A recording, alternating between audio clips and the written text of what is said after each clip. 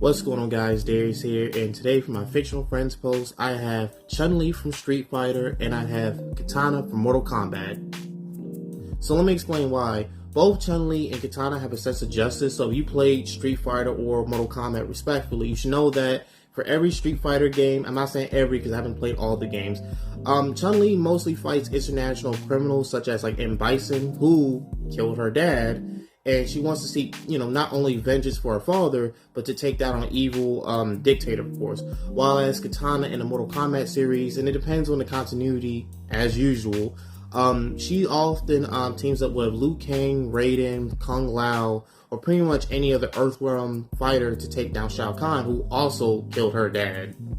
So for the second similarity, you should know that Chun-Li and Kitana are very well trained and very disciplined fighters. So for instance, if you're playing Street Fighter, you should know that Chun-Li's best teacher was her father, the late Dairo, who was like a Hong Kong police officer and also master martial artist himself. And pretty much her fighting capabilities is pretty much just like Taekwondo and like some Brazilian martial arts I can't remember, so forgive me for that. While as in the Mortal Kombat series, and again, depending on the continuity, Shao Kahn actually trained Kitana, and by extension Melina, to be Outworld's deadliest assassins. So for the third similarity between Chun-Li and Kitana, I like to argue that both of these characters are very courageous, because if you play, again, Street Fighter or Mortal Kombat, you should know that for any big bad of their universe, you could believe that Chun-Li and Kitana, respectively, will team up with the good guys to defeat whatever that threat is to the Earth, or Kitana's case, threat to any other realms or the universe for that matter.